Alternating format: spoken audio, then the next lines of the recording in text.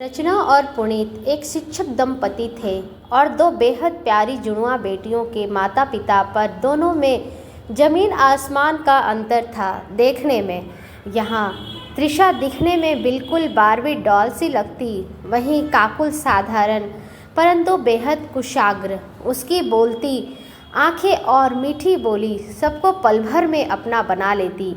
रचना एक degree college में संस्कृत की व्याख्याता थी और पुनीत मनोविज्ञान के शिक्षक। दोनों ने ही अपनी बेटियों की अच्छी परवरिश की थी। दोनों बेटियां महानगर के अच्छे और नामी गिरामी स्कूल में पहली कक्षा में पढ़ती थी, जहां काकुल बहुत ही शांत और प्यारी थी, वहीं त्रिशा बहुत ही सक्रिय और चुलबुली। स्कूल की कोई भी एक्टिविटी बगैर त्रिशा के पूरी न होती। सांवली सलोनी काकुल जिस बात को पढ़ लेती जल्दी भूलती नहीं। हमेशा टॉप रैंक बच्चों में उसका नाम आता, पर जब भी स्कूल में कोई भी फंक्शन होता उसे कभी टीचर सेलेक्ट ही नहीं करती। दर्शकों की भीड़ में बैठी अपने क्लासमेट को बड़ी हसरत से देखती और ताली बजाती। अक्सर अपनी माँ से पूछती कि मैम मुझे कभी क्यों नहीं लेती मम्मी, एक बार कहिए ना उनसे कि मुझे भी चांस दे ना। ओके बेटा, मैं मैम से ज़रूर कहूँगी, रचना ने आश्वासन दिया। माँ की बात सुनकर काकुल की आंखें जुगनू की झिलमिला उठी खुशी के मारे। रचना ने भी एक दिन पेरेंट्स मीटिंग के बाद उसकी क्लास टीचर से उसकी तीव्र इच्छा देखकर प्रार्थना की, मैम एक बार काकुल को भी मौका दीजिए, बहुत पसंद है उसे भी एक्टिंग। टीचर ने एक उचटती सी नज़र डालकर रचना को आश्वस्त कर दिया। डोंट वरी मैम, अब की बार काकुल को ज़रूर मौका दूंगी। एक दिन रचना तबीयत खराब होने के कारण हाफ डे लेकर घर जल्दी आ गई। माँ को घर देखकर त्रिशा के साथ काकुल की खुशी भी दौड़ती हुई रचना के पास आई। मम्मा, आज पता है मैम ने मुझे भी प्ले में सेलेक्ट किया है, द स्लीपिंग ब्यूटी प्रैक्टिस भी की थी, आपको दिखाऊं। काकुल आज रोज से भी ज़्यादा खुश थी। जब तक पुनीत की भी घर वापसी हो चुकी थी, उसने भी खुशी से ताली बजाकर कहा, वाह आज तो हमारी दोनों प्रिंसेस सेलेक्ट हो गई। अब मम्मा और पापा दोनों ही प्रैक्टिस देखेंगे और शाम को आइसक्रीम भी खाने चलेंगे।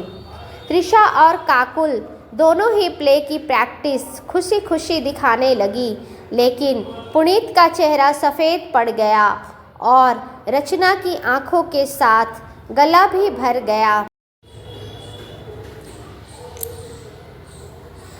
त्रिशा को प्रिंसेस का रोल मिला था और काकुल को नौकरानी का। त्रिशा भी पूरे जोश में हुक्म दे रही थी और काकुल उसे निभा रही थी। अरे ये काकुल को कौन कैसा रोल मिला है त्रिशा, रचना ने त्योरियां चढ़ाकर पूछा। सर्वेंट का, क्योंकि ये ब्यूटीफुल नहीं है मम्मी, और सर्वेंट लोग ऐसे ही लगते हैं, त्रिशा ने थोड़ा मासूमियत से कहा। पर काकुल को इस बात से कोने में जाकर सिसकियां लेकर रोने लगी।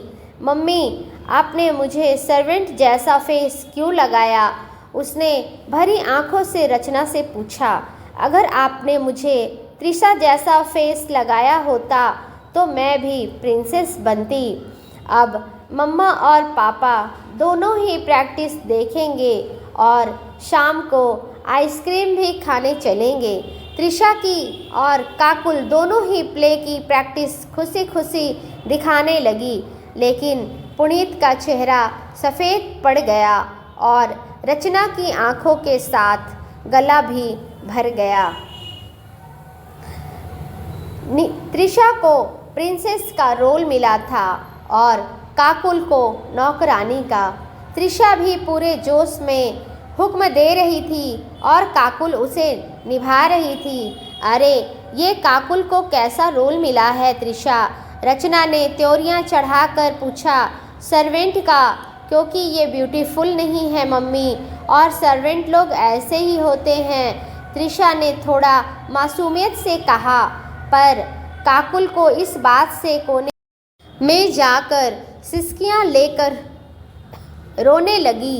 मम्मी, आपने मुझे सर्वेंट जैसा फेस क्यों लगाया? उसने भरी आंखों से रचना से पूछा। अगर आपने मुझे त्रिशा जैसा फेस लगाया होता तो मैं भी प्रिंसेस बनती ना बेटा, आप तो हमारी सबसे क्यूट और प्यारी प्रिंसेस हो। पुनीत ने बाहें फैलाकर कहा, पता है हमने आपका नाम काकुल क्यों रखा? क्यों पापा? क्योंकि आपकी आंखें बिल्कुल हिरन जैसी है। और वह भूल गई अपने पापा के दुलार से। उन दोनों मासूमों को ये ज्ञान भी नहीं था कि वो क्या कर रही है और उनके माँ बाप के दिल पर क्या बीत रही है। शाम को दोनों को वायदे के अनुसार आइसक्रीम भी खिलाई। पुनीत ने अगले दिन दोनों ने ही उनकी प्रिंसिपल से बात करने का निर्णय ले लिया। प्रिंसिपल मिसेस कपूर ने अपने पूरे रुआब के साथ अब दोनों को बैठने को कहा और उसने आने का कारण पूछा। इसके साथ ही खुद को बेहद व्यस्त बताते हुए जल्दी बात खत्म करने की ताकीद भी दी। पुनीत ने भी बेहद दृढ़ता के साथ कहा, मैम, आपको आज हमारी बात भी सुननी पड़ेगी और ध्यान भी देना पड़ेगा, क्योंकि मुद्दा बेहद संवेदनशील है। कहना क्या चाहते हैं आप मिस्टर शर्मा? प्रिंसिपल ने थोड़े तीखे स्वर में कहा। वही जो सच है मैम, रचना ने भीगे स्वर में कहा। मेरी दोनों बेटियों को प्ले में लिया गया, पर एक को रोल दिया प्रिंसेस का और दूसरी को नौकरानी का। ऐसा क्यों? प्रिंसिपल ने थोड़ा चौंकते हुए घंटी बजाई और प्योन को कहा कि एक्टिविटी टीचर सोनिया मैम को मेरे पास भेजिए। सोनिया ने भी परेशानी भरे भाव के साथ अंदर दाखिल होते हुए आने की परमिशन मांगी।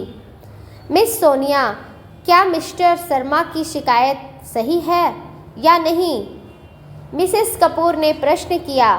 पूरा मामला सुनने के बाद सॉरी टू से मैम, लेकिन बच्चे को रोल तो उसका लुक देखकर ही दूंगी ना, और वैसे भी एक प्ले ही तो है। क्या फ़र्क पड़ता है जो सर को इतना बुरा फील हो रहा है?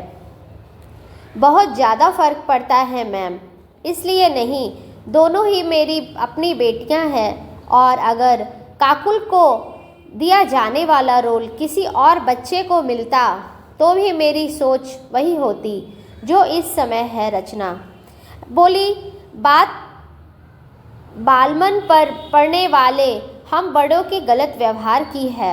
अगर मेरी जगह आपकी बच्चियां होती तो आप दूसरी बेटी को उसे साधारण लुक के कारण नौकरानी के रोल के लिए चुने जाने का कारण बता पाती।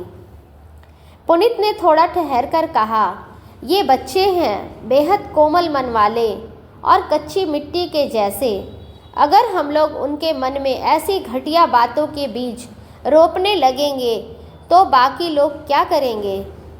जिम्मेदार नागरिक होकर भी उन्हें हम दूसरों से खुद को कमतर मानने को अनजाने में ही पर सीख दे रहे हैं। और स्लीपिंग ब्यूटी जैसे प्ले से क्या सीख मिलेगी? थोड़ा सोचकर मिसेस कपूर ने कहा, मिस्टर एंड मिसेस शर्मा, आप दोनों का सुझाव आदर योग्य है और इस पर हम अमल भी करेंगे। अगले दिन त्रिशा और काकुल स्कूल से घर वापस आई। अब रोल बदल गया था। उन दोनों का अब किरदार झांसी की रानी और उनकी सखी झलकारी बाई का था। दोस्तों, यदि आपको मेरी कहानी बहुत अच्छी लगती है तो प्लीज़ मेरे चैनल को सब्सक्राइब करें और मेरे चैनल को सपोर्ट करें। मैं आप सब के लिए ऐसी ही अच्छी कहानियाँ लाती रहूँगी। धन्यवाद।